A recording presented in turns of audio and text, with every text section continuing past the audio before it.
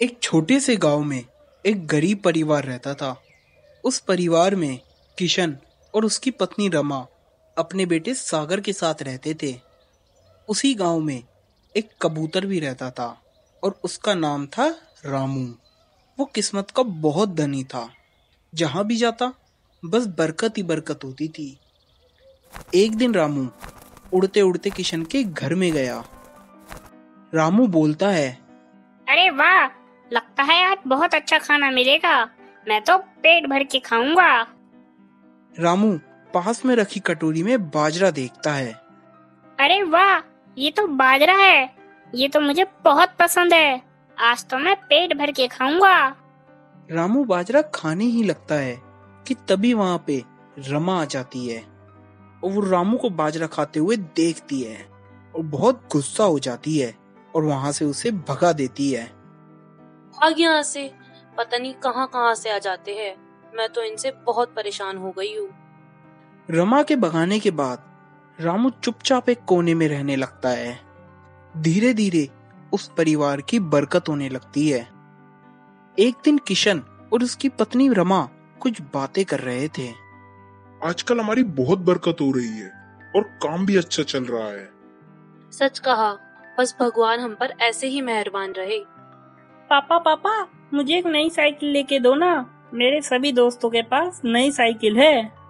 ठीक है बेटा, जरूर लाऊंगा। कितने खुश है सब। मेरे परिवार को किसी की नजर ना लगे। एक तरफ ऐसी बातें होती है और दूसरी तरफ रामू बाजरा खाता रहता है। मजा आया, मजा आया। बाजरा खाया, मजा आया। बाजरा खाया, मजा आया। तभी रमा वहां आती है और रामू को बाजरा खाते देखती है और बहुत गुस्सा होती है। रमा कबूतर को बाहर निकालने के लिए पिंजरे में बाजरे की एक कटोरी रख देती है। रामू जब बाजरा खाने लगता है तो पिंजरे का दरवाजा बंद हो जाता है और वो वहां पे फंस जाता है। अगले दिन रमा पिंजरे को उठाकर कबूतर को घर से काफी दूर छोड़ आती है। रामू के जाते ही उनके घर में आई बरकत भी धीरे धीरे चली जाती है। ये क्या हो रहा है? अचानक इतना घाटा कैसे हो रहा है? अभी कुछ दिन पहले तो सब अच्छा चल रहा था। लगता है भगवान हमसे रूठ गए हैं। लगता है मुझे साइकिल भी नहीं मिलेगी। और सागर उदास होकर वहां से चला जाता है। कुछ दिनों बाद रामू कबूतर फिर घर में आ जाता है। वापस आया, रामू वापस आया। अब मैं जी भर के खाना खाऊंगा। रामू बाजरा खाने लगता है। कुछ समय बाद रमा वहां पे आ जाती है। एक तो घर में पहले से ही इतनी तंगी चल रही है और ऊपर से कबूतर बार बार घर में आ जाता है।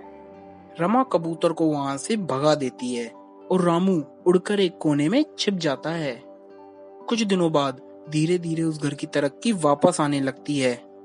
एक दिन रामू जब बाजरा खाने जाता है तो वह पिंजरे में फंस जाता है। ये लोग आखिर चाहते क्या हैं?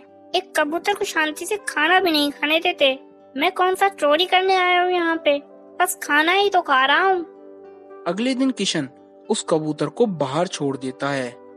जैसे ही रामू घर से चला जाता है तो उसी के साथ साथ धीरे धीरे घर की बरकत भी चली जाती है। उन लोगों को कुछ भी समझ में नहीं आ रहा था कि उनके साथ क्या हो रहा है।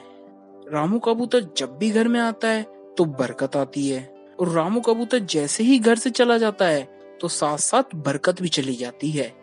एक दिन रमा उस कबूतर के घर में आने और जाने की स्थिति पर नजर रखती है।